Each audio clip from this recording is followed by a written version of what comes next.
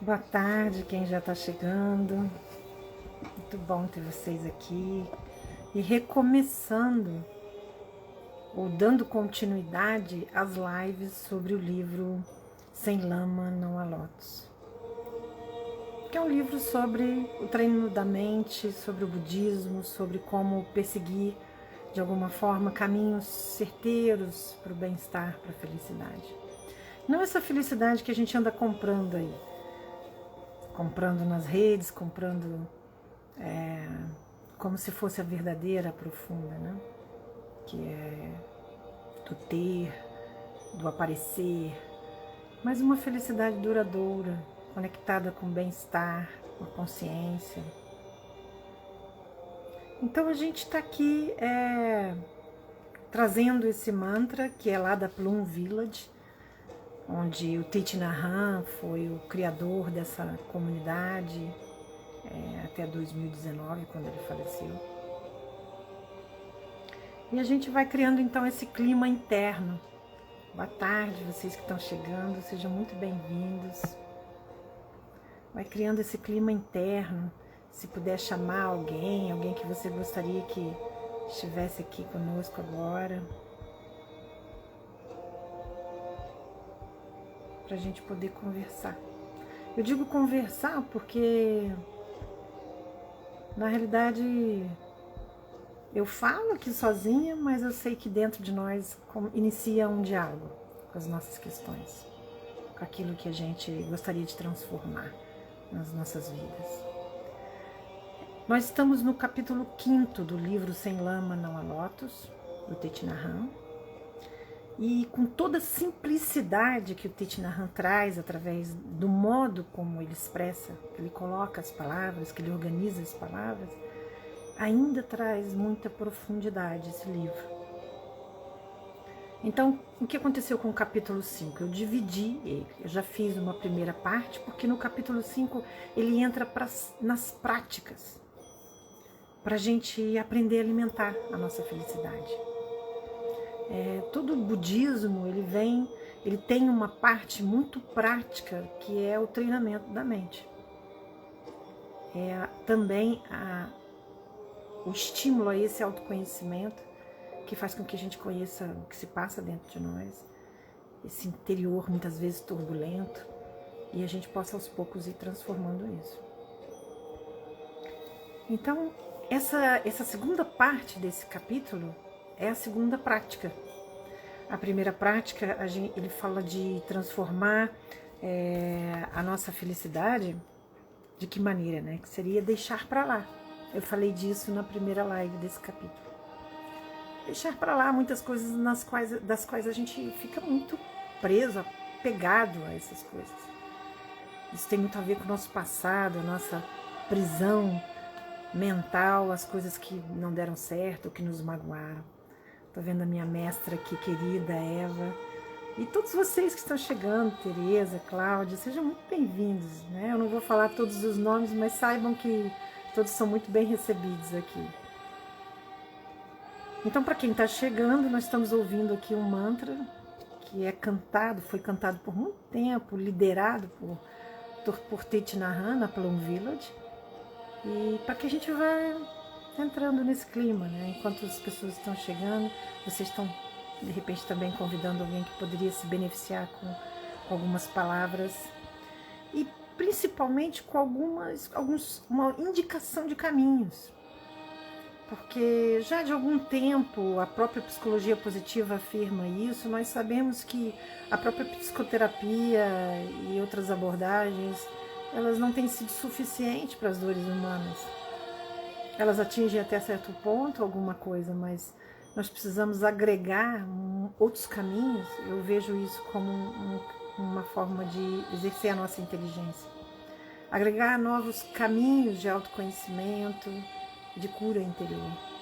Olhar para as nossas feridas, aquilo que nos machuca ainda, e buscar a solução como adulto que somos.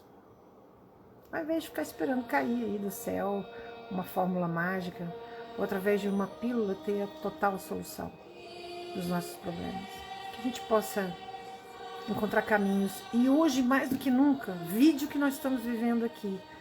Estou com pessoas aqui em Barra do Piraí, em São João del Rei, outras cidades, outros países, que podem estar beneficiando de um encontro que não é físico, mas que pode ser útil para a nossa vida. Então, muitas pessoas que eu encontrei hoje, que eu comentei na live, tinham compromissos e não iam poder assistir, mas vão assistir depois, porque isso fica gravado, eu vou colocar lá no meu canal no YouTube, então vocês poderão assistir. Então, respire fundo, entre em contato com o que se passa no seu interior, na sua alma, sinta o que se passa dentro de você. E sem nenhum julgamento, nenhuma crítica, simplesmente olhe para isso. E se porventura for, por uma situação particular, for algo que te incomoda, não esteja 100% alinhado com o bem, você pode deixar um pouquinho isso e permitir um vazio aqui dentro. Não um vazio numa visão pejorativa, mas um vazio para que a gente possa receber algo que seja produtivo, que faça florescer a nossa melhor parte. Então respire fundo, vai chegando, sintonizando com algo dentro de você.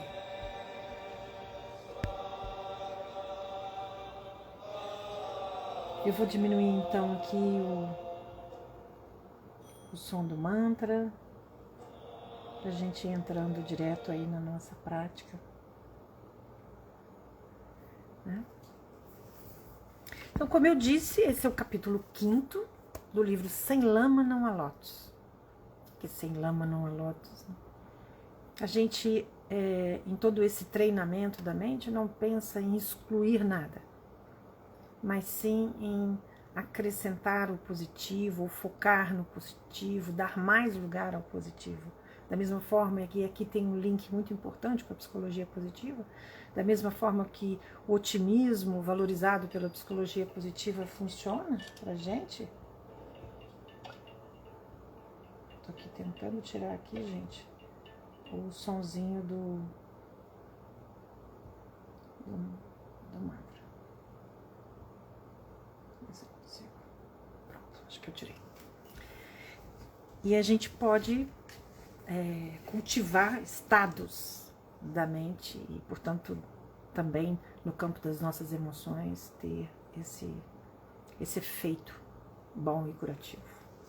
Então, a segunda prática do capítulo 5º, a primeira é deixar para lá, a gente não trabalhar de fato o desapego a essa nuvem mental que nos desequilibra.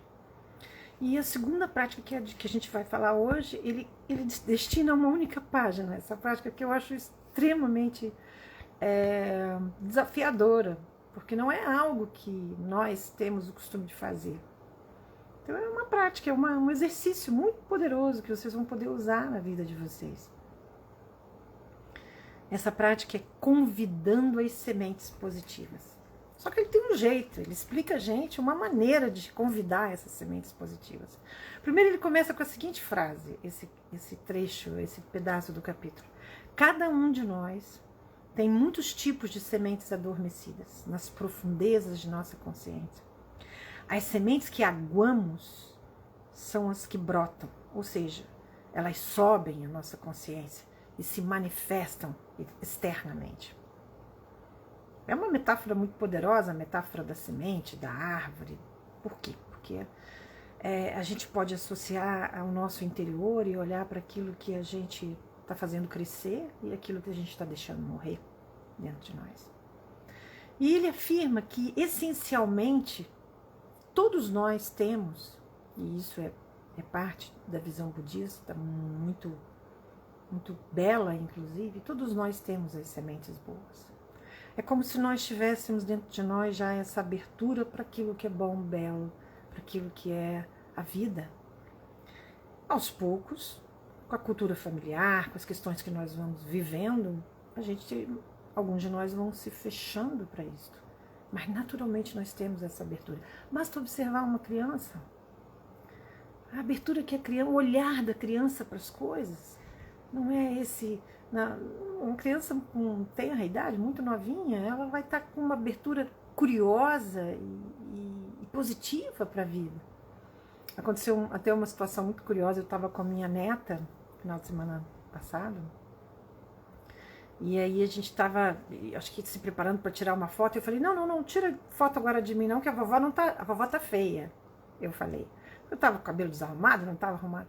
E ela olhou séria para mim e disse assim, vovó, você não é feia. Eu achei aquilo de uma beleza. Para onde ela estava olhando?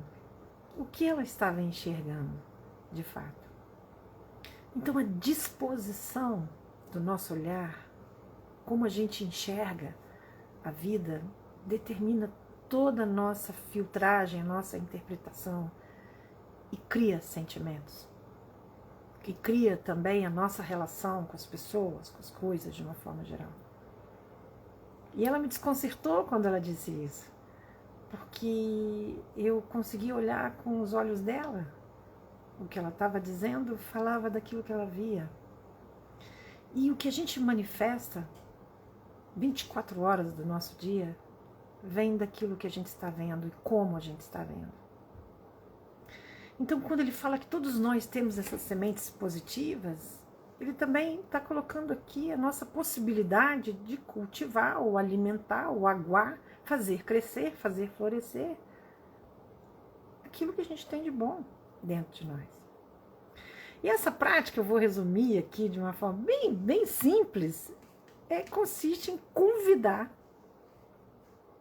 os opostos. Ou seja, ele cita principalmente o exemplo da compaixão e da arrogância. Mas a gente poderia colocar compaixão e egoísmo, compaixão e negação para a abertura para o outro, compaixão e revolta, ou desamor, ou qualquer coisa assim.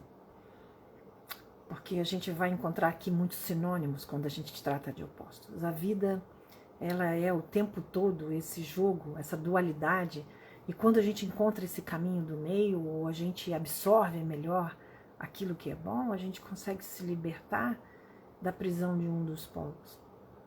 Uma das coisas que é muito difícil na cultura ocidental é compreender e trazer para si o bom e o mal, o feio e o bonito, como tudo fazendo parte.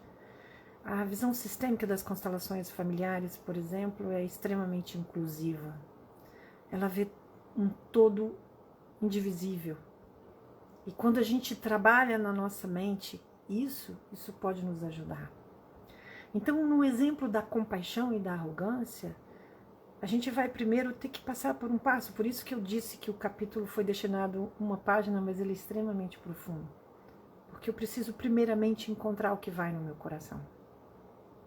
E quando se trata das emoções perturbadoras que roubam a nossa felicidade ou que trazem sofrimento, a gente pode perceber que muitas vezes eu nem me dou conta que eu estou horas sofrendo uma mágoa, maquinando uma vingança. E quando eu falo aqui, eu estou falando para pessoas que eu tenho certeza que são pessoas de bem.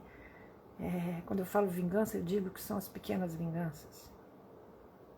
Um exemplo, por exemplo, quando eu me abstenho de falar com alguém por conta de algo que me magoou com essa pessoa e escolho não estar mais em contato com ela.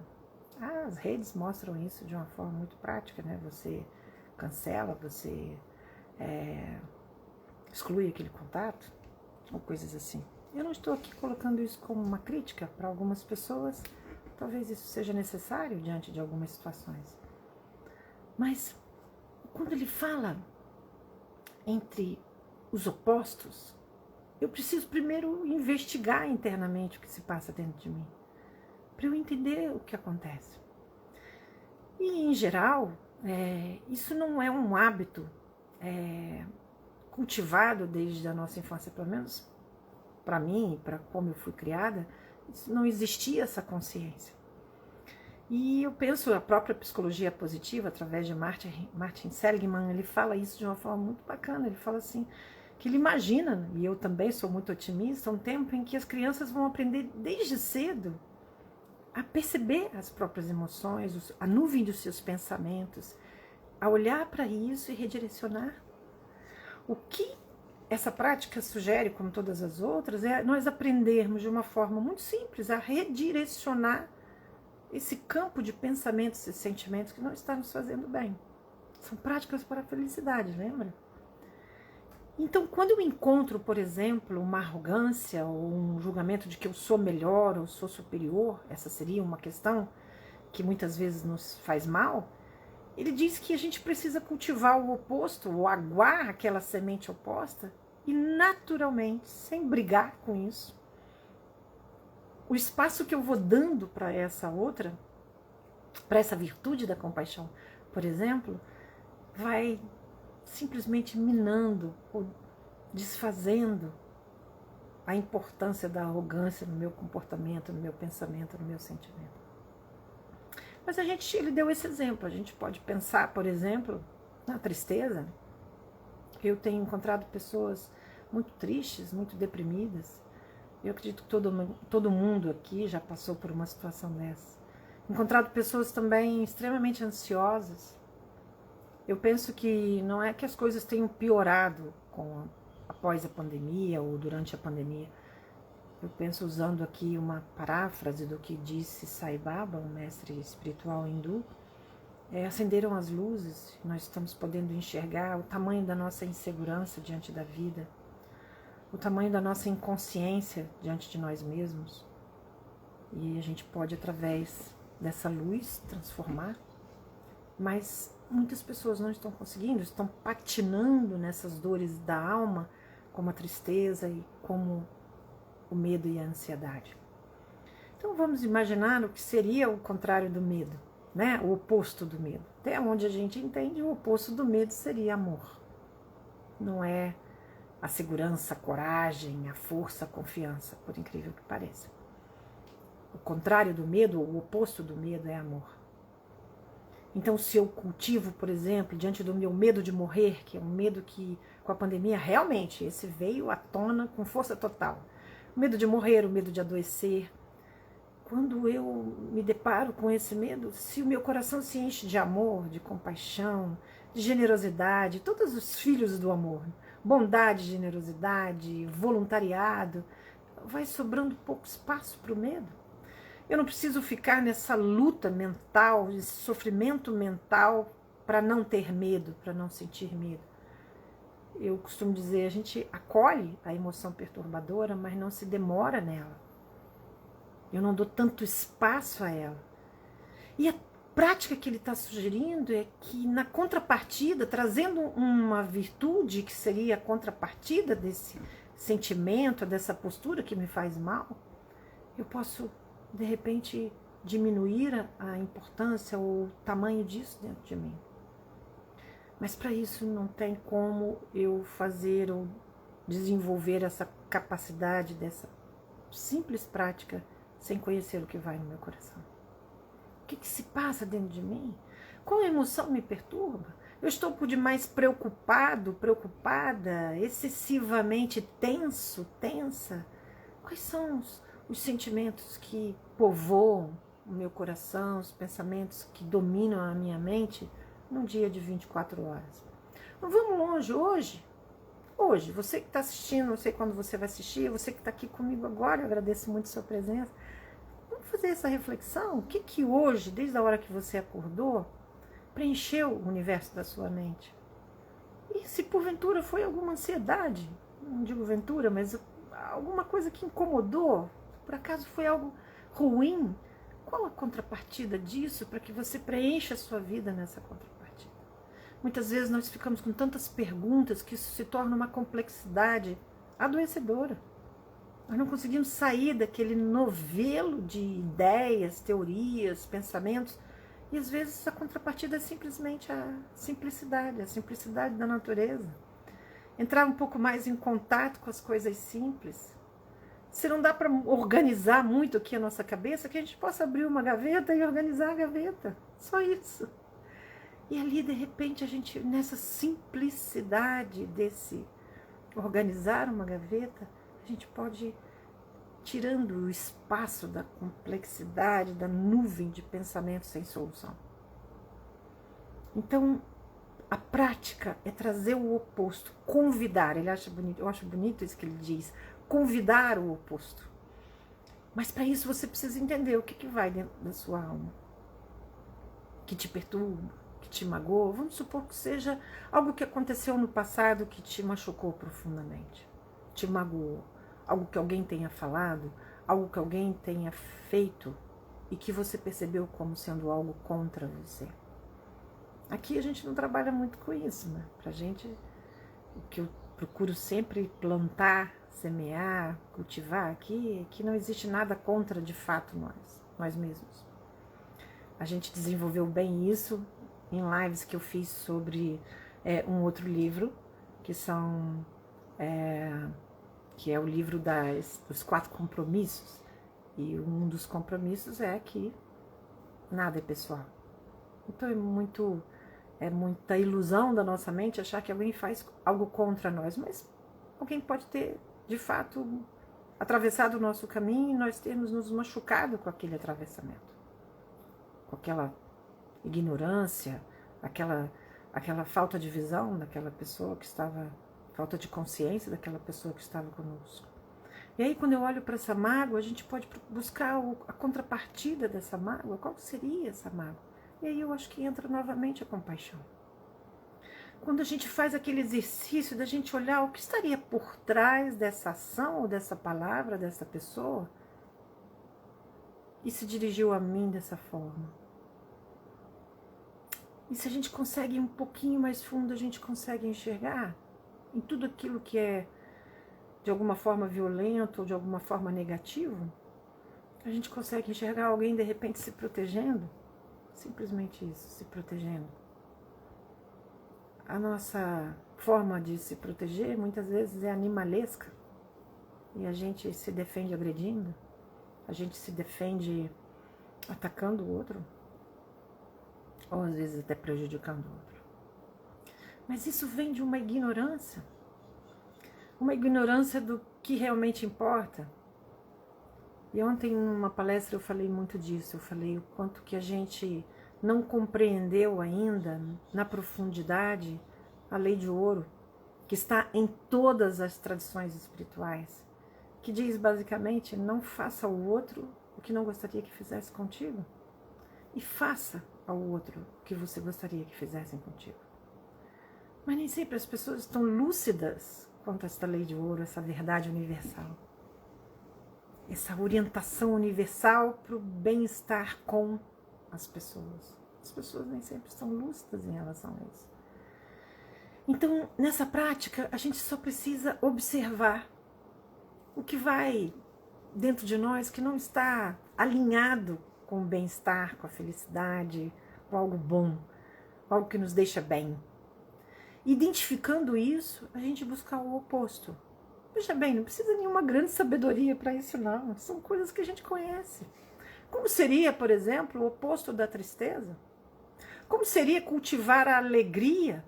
Mesmo em momentos muito tristes, eu vou dizer para vocês uma coisa muito simples, a gente pode cultivar a alegria através da memória.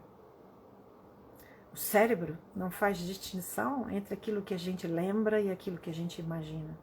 Outra forma é imaginar uma cena melhor. Talvez esse seja um elemento fundamental para aguar a semente da nossa esperança. Imaginar um panorama melhor. Para a gente mesmo, para a nossa família, para o nosso país, para o mundo. Imaginar um panorama melhor. Ah, Lana, mas é muito difícil. Eu estou ali triste porque perdi um ente querido ou porque estou passando por uma situação difícil. Como é que eu vou resolver isso? Não falamos aqui que é fácil. Nós estamos chamando de treino justamente por isso. Eu acho uma das melhores expressões para esse trabalho interno de transformação do nosso sofrimento, que é a proposta do livro. O subtítulo do livro é A Arte de Transformar o Sofrimento. Veja bem, não é de aniquilar o sofrimento, acabar com o sofrimento, não é. Aqui não se vende nenhuma ilusão a respeito disso. O sofrimento existe, essa é a primeira grande verdade nobre do budismo. O sofrimento existe para todos. Se não está existindo agora na sua vida, existirá em algum momento. Não é uma previsão macabra de psicólogo, não, gente. É a vida, como a vida é. Ou então existiu no passado algo que desestabilizou, que desafiou, que trouxe algum problema. Aí um exemplo maravilhoso que eu já falei hoje é a pandemia. Tirou a paz, tirou a felicidade, tirou a tranquilidade, tirou até a ilusão de muita gente que acreditava que podia controlar a vida. Então, quando a gente busca na alegria, mesmo que seja através da imaginação ou através da memória, vai sobrando menos espaço para essa tristeza que toda emoção, gente, ela persiste porque a gente alimenta com pensamentos. Isso é uma lógica. E nós já temos hoje, com a psicologia positiva de laboratório, muitos resultados a respeito das pessoas que são mais otimistas. Até o sistema imunológico se beneficia com isso. Com pensamentos positivos, com pessoas que... Isso não é a pessoa iludida. Engraçado que eu ouço com uma certa... Curioso isso, né? Eu ouço com uma certa frequência, quando eu estimulo a transformar os pensamentos em pensamentos esperançosos e positivos, eu ouço com frequência as pessoas dizerem assim, olha, eu prefiro pensar o pior, não sei se vocês já pensaram assim, eu prefiro pensar o pior porque aí não vem uma surpresa desagradável para mim. Eu detesto surpresas, ser pega de surpresa com alguma coisa ruim. Mas isso chega a ser primitivo em nós, chega a ser infantil em nós, como se a gente pudesse controlar a situação da vida. A gente não pode, mas a gente pode criar estados conscientemente para que a gente esteja vibrando cada vez melhor. E hoje não se discute mais os benefícios de se manter a mente conectada, seja com lembranças, seja com imaginações, seja com consciência do momento presente, mas trazendo as virtudes, seja as virtudes e as emoções positivas, né? Seja a virtude da compaixão, da compreensão, da escuta amorosa, da amorosidade para consigo. Quem sou eu para acertar o tempo todo? Quem somos nós? Então, muitas vezes, nós ficamos magoados com a gente. E essa é uma emoção negativa complicada de eliminar da nossa vida. A gente fica preso naquela emoção negativa, falando para a gente mesmo que a gente não é suficiente. Eu já citei aqui em alguns posts o livro que eu estou lendo ele a conta-gota, do Ethan Kross, que é um neurocientista, que é a voz na sua cabeça. Esse é o título do livro. Que falam dessas pesquisas sobre esse diálogo interno. Então, muito que a gente está falando dessa prática tem a ver com o diálogo interno. E eu preciso ouvir o que eu estou falando em primeiro plano. Porque, às vezes, fica um turbilhão, o tal do mitote, que a cultura tolteca fala, um turbilhão dentro da minha cabeça, uma nuvem, às vezes uma coisa brigando com a outra. Como se houvessem duas personalidades falando que uma coisa é boa e a outra coisa é ruim, e muitas vezes não se harmonizando, tirando a nossa paz. E é isso que eu preciso encontrar aqui dentro de mim. Quais são os meus pensamentos que são negativos, que me põem para baixo, que alimentam a semente ruim e fazem com que isso se manifeste. Aquelas pessoas que estão num limiar de estresse muito alto, porque muitas vezes não é nem a experiência direta, é um estresse que vem de dentro, de uma nuvem de pensamentos terrível, muitas vezes sobre coisas que nem aconteceram e nem vão acontecer. E eu tô ali, tô ali sofrendo, não é? Então ele diz assim, você não precisa lutar com o que acontece em seu coração, né? Apenas trazer à mente o oposto. E aí, uma coisa muito bonita é que as sementes positivas, elas já estando dentro de nós, elas só precisam de estímulo. A água sobre essas sementes, a meu ver, é esse cultivar de pensamentos opostos. Que eu tenho, por exemplo, e isso já também foi comprovado pela psicologia positiva, já falei muitas vezes aqui, sobre a técnica da gratidão, a prática da gratidão, em que a gente imagina 3 coisas no dia que foram muito boas e pelas quais a gente poderia agradecer. Eles comprovaram que você, utilizando isso diariamente por um bom tempo, mantendo essa prática, você muda a circuitaria cerebral na direção de positividade. E à medida que você está olhando mais o positivo, você se abre mais para isso e coisas boas realmente começam a acontecer mais na sua vida. Não porque você criou uma mística sobre isso, simplesmente porque você está mais voltado para isso. Se você está mais voltado para isso, logicamente você vai enxergar mais isso na sua vida. E aí, dentro dessa visão da gratidão, muitas vezes eu vou trazer na técnica sugerida de hoje o oposto daquilo que é a falta. Porque para uma pessoa agradecer, gente, ela está recebendo. Ela entende que ela tem. Se ela recebeu, ela entende que ela tem. Então, se ela entende, se ela recebeu e se ela agradece, se ela entende que ela tem, ela está olhando mais para o que ela tem do que para aquilo que falta. Então, muitas vezes nós estamos amargurados, vamos supor, um negócio que deu errado, ou uma entrevista de emprego que não trouxe um bom resultado, ou um relacionamento que terminou, ou se criou uma certa expectativa no primeiro encontro e não foi para frente, qualquer coisa que esteja ali atravessando o seu caminho como uma frustração, você pode se conectar com essa falta. E aí o oposto seria você se conectar com os seus ganhos. Olha para a sua vida como um todo, as coisas que você tem nesse momento. A saúde é algo tão essencial, tão importante, mas é incrível que a gente só olha diretamente para a saúde quando a gente vive o oposto, que é a doença. E eu estou generalizando, claro que existem pessoas que estão cuidando disso. Mas quando a gente está conectado, quando a gente está vivenciando a perda da saúde, aí que a gente realmente entende o valor de eu poder estar aqui falando com vocês. Se eu estivesse com algum problema na minha voz, eu não poderia estar falando. Se você estivesse com algum problema na sua audição, talvez não pudesse me ouvir. Porque aqui não tem legenda, não tem como eu transmitir o que eu estou transmitindo, a não ser através da sua audição. Então, a técnica dos opostos, que ele na realidade não chama dessa forma, ele fala convidando as sementes positivas. É algo que eu sugiro que você comece a praticar hoje. Hoje, busca aqui internamente. Existe alguma emoção perturbadora? E se não existir, se você tiver um dia de graça, um dia espetacular, você pode exercitar a tua memória dos momentos que foram difíceis, só por um momento, não é para ficar neles. E imaginar qual seria o oposto. E praticar esse oposto. Trazendo para o seu coração essa emoção. Então, quando eu estou muito triste, eu posso trazer alegria. Quando eu estou muito ansioso e com medo, eu posso preencher o meu coração de amor. O que eu posso fazer pelas pessoas que eu amo? E aí o medo vai perdendo espaço. Ele não ganha muito espaço. Eu não dou a ele esse alimento. Eu não vou aguar esse medo, nutrir esse medo com os meus pensamentos de medo. Alana, mas é muito difícil. Quando eu vejo, eu já estou pensando. Eu sei que é assim. Eu lido diariamente com pessoas, há 35 anos, lidando com pessoas sofrendo dos próprios pensamentos. Mas eu posso treinar.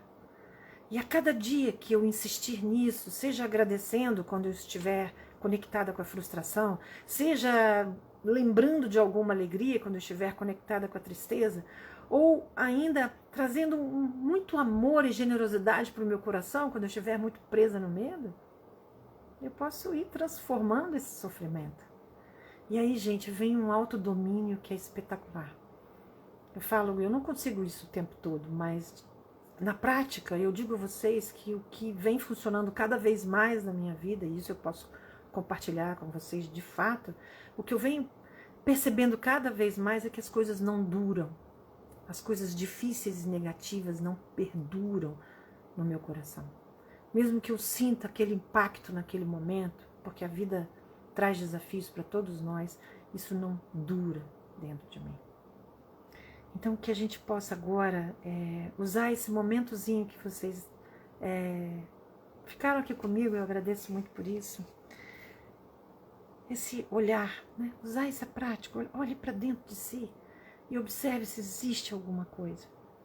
Né? Não é negar aquilo que não está 100%, que não está legal.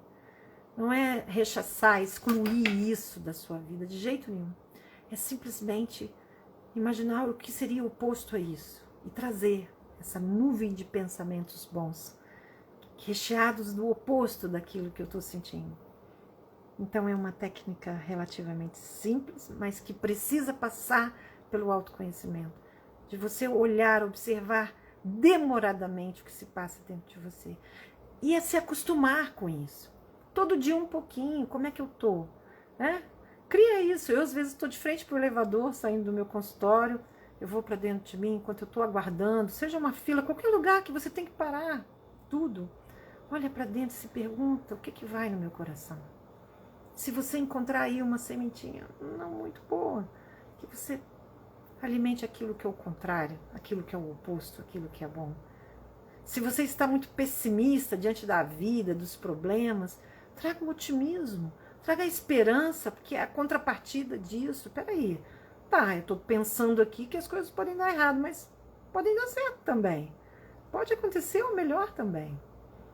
Então, fiquem com essa prática das sementes positivas e eu espero que a gente cultive o cuidado com a nossa felicidade. Não a felicidade fantasiosa de uma vida linear, perfeita, sem nenhum atravessamento. A felicidade realista, possível, em que eu me vejo diante das situações, mas tenho o domínio, o autodomínio para buscar a solução. Como adulto que sou, eu busco o que é melhor para mim mesmo. Ao invés de esperar alguém mudar, alguém fazer o que é melhor para mim, e aí eu vou ficar feliz quando esse alguém trouxer o que eu preciso. Vou ficar feliz quando eu adquirir aquilo que eu acredito que preciso. Isso não existe, gente. A felicidade é aqui e agora. O único momento possível para as nossas vidas. Aqui e agora. Então vou encerrar. É rapidinho mesmo. Agradecendo de coração a presença de vocês. E convidando vocês a uma pequena meditação. Procurem uma posição que vocês estejam confortável na medida do possível. Tem gente que assiste até no carro, mas se você estiver dirigindo, mas um momento que você pode dedicar a você nesse domingo, ou o dia que você estiver assistindo, fechar os olhos um pouquinho e simplesmente entrar em contato com a sua respiração, observando o movimento que o ar faz no seu corpo.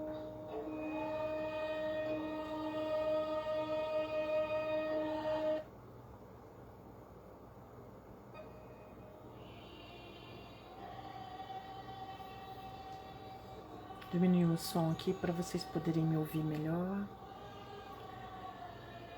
E se houver alguma tensão no seu corpo, traga o oposto do que é tenso, contração, que é o relaxamento.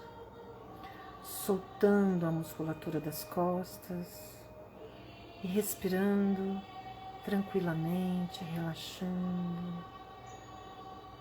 Isso, feche os olhos e deixe o seu corpo se soltar. Se dê esse presente. Quando nós respiramos profundamente, nós enviamos uma mensagem para o nosso cérebro que diz assim: está tudo bem, você pode relaxar. Então, da mesma forma que o cérebro manda mensagens para o nosso corpo, tensionando, criando uma contração muitas vezes desnecessária, inútil, nós podemos enviar, através dessa respiração profunda, a mensagem para o nosso cérebro, dizendo que está tudo bem.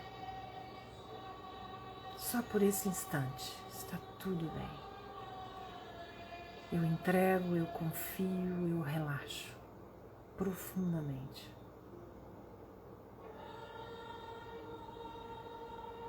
Respire amorosamente, que significa respirar de uma forma muito confortável, relaxando mais e mais o seu corpo.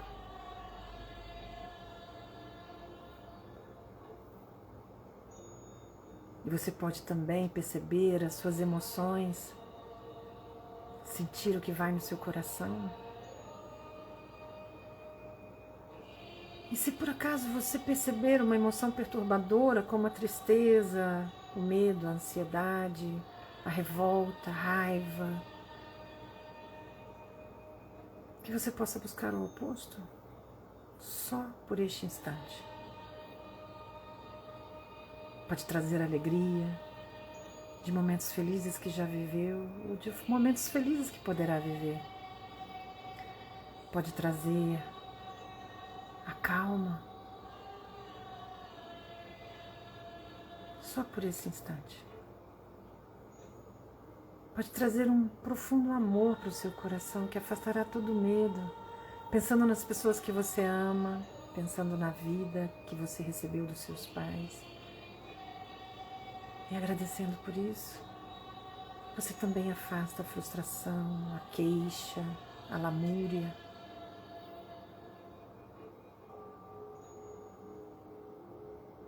E aí você agradece, sentindo que você tem muitas coisas pelas quais agradecer.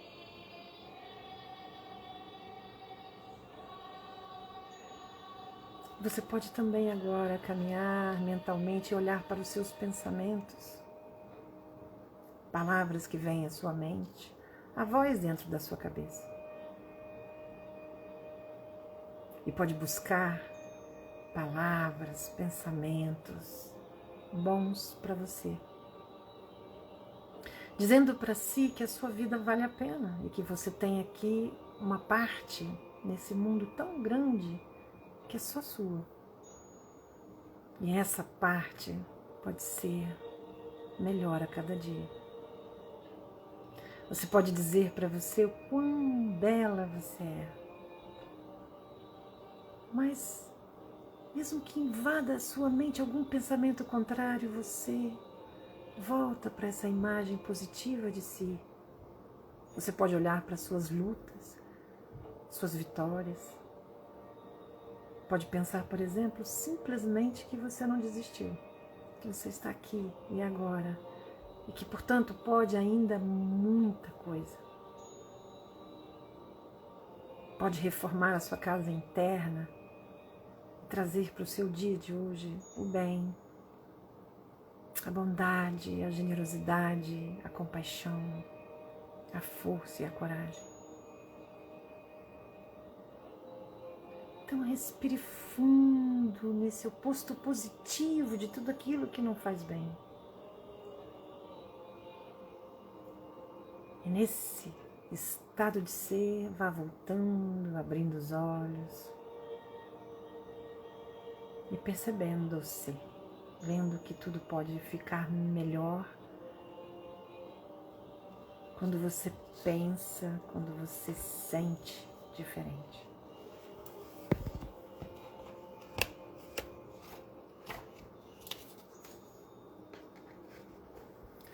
Eu vou encerrar com uma frase do Martin Seligman, do livro Florescer, um livro espetacular dele, que ele conta um pouco da história da psicologia positiva, e ele diz assim: se quisermos florescer e ter bem-estar, precisamos sim minimizar nosso sofrimento.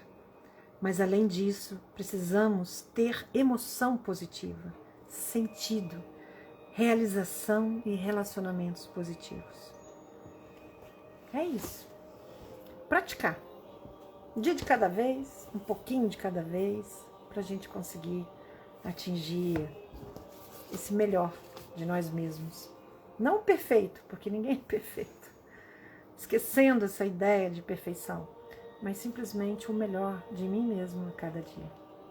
Obrigada pela sua presença e que a gente possa estar junto na próxima live, que é a continuidade do capítulo 5 do livro Sem Lama Não Há Lótus, onde a gente vai trabalhar a terceira prática.